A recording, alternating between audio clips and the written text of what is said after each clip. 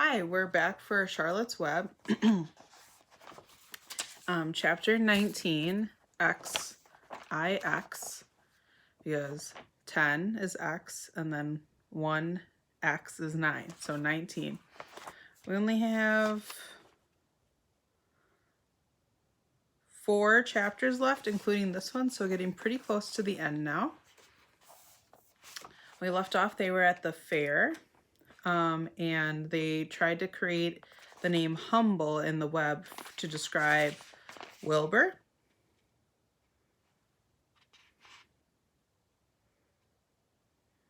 And I think that's it. All right, so chapter 19, the egg sack. Next morning, when the first light came into the sky and the sparrows stirred in the trees, when the cows rattled their chains and the rooster crowed and the early automobiles went whispering along the road, Wilbur awoke and looked for Charlotte. He saw her up overhead in a corner near the back of his pen. She was very quiet, and her 8 legs were spread wide. She seemed to have shrunk during the night. Next to her, attached to the ceiling, Wilbur saw a curious object. It was a sort of sack or cocoon. It was peach-colored and looked as though it was made out of cotton candy. What a descriptive paragraph. Wow. "Are you awake, Charlotte?" he said softly. "Yes," came the answer. "What is that nifty little thing? Did you make it?" "I did," replied Charlotte in a weak voice. "Is it a plaything?" "Plaything? I should say not. It is my egg sack, my magnum opus." "I don't know what a magnum opus is," said Wilbur. "That's Latin," explained Charlotte. "It means great work. This egg sack is my great work, the finest thing I have ever made." "What's inside it?" asked Wilbur. "Eggs?" 514 of them, she replied. 514? said Wilbur. "You're kidding." "No, I'm not. I counted them. I got started counting, and so I just kept on, just to keep my mind occupied."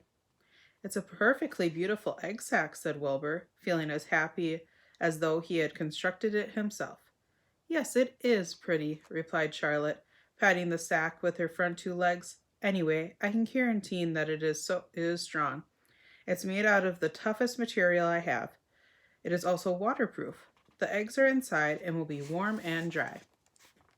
"Charlotte," said Wilbur dreamily, "are you really going to have 514 children?" "If nothing happens, yes," she said. "Of course, they won't all show up till next spring." Wilbur noticed that Charlotte's voice sounded sad. "What makes you sound so downhearted? I should think you'd be terribly happy about this." "Oh, don't pay attention to me," said Charlotte. "I just don't have much pep anymore. I guess I feel sad because I won't ever see my children." "What do you mean you won't ever see your children?" "Of course you will. We'll all see them. It's going to be simply wonderful next spring in the barn cellar with 514 baby spiders running around all over the place. And the geese will have a new set of goslings, and the sheep will have their lambs." "Maybe," said Charlotte quietly. "However, I have a feeling I'm not going to see the results of last night's efforts. I don't feel good at all. I think I'm languishing, to tell you the truth." Wilbur didn't understand the word languish, and he hated to bother Charlotte by asking her to explain. But he was so worried he felt he had to ask. "What does languishing mean?" "It means I'm slowing up, feeling my age. I'm not young anymore, Wilbur. But I don't want you to worry about me. This is your big day today. Look at my web. Doesn't it show up well with the dew on it?" Charlotte's web never looked more beautiful than it looked this evening. Each strand held dozens of bright drops of early morning dew. The light from the east struck it and made it all plain and clear. It was a perfect piece of designing and building. In another hour or two, a steady stream of people would pass by, admiring it and reading it and looking at Wilbur and marveling at the miracle. As Wilbur was studying her web, a pair of whiskers and a sharp face appeared. Slowly, Templeton dragged himself across the pen and threw himself down in the corner.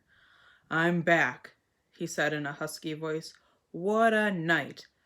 The rat was swollen to twice his normal size. His stomach was as big round as a jelly jar.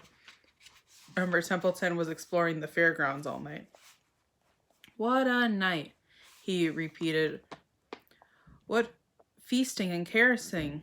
A real gorge. I might have eaten the remains of 30 lunches.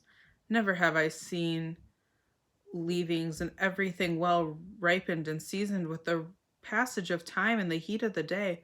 Oh, it was rich, my friends, rich. You ought to be ashamed of yourself, said Charlotte in disgust. It would serve you right if you had an acute attack of indigestion.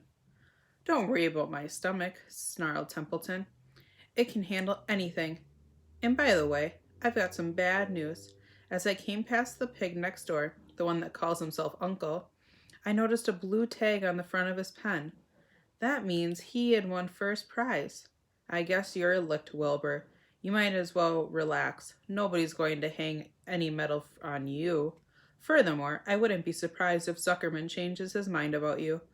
Wait till he gets hankering for some fresh pork and smoked ham and crisp bacon. He'll take the knife to you, my boy. Be still, Templeton, said Charlotte. You're too stuffed and bloated to know what you're saying. Don't pay any attention to him, Wilbur. Wilbur tried not to think about what the rat had just said. He decided to change the subject. Templeton, said Wilbur, I see you're so dopey. You would have noticed that Charlotte has made an egg sack. She's going to become a mother. For your information, there are 514 eggs in that peachy little sack. Is this true? Asked the rat, eyeing the sack suspiciously. Yes, it's true, sighed Charlotte. Congratulations, murmured Templeton. This has been a night. He closed his eyes, pulled up some straw over himself, and dropped off into the deep sleep. Wilbur and Charlotte were glad to be rid of him for a while. We're going to stop there for now.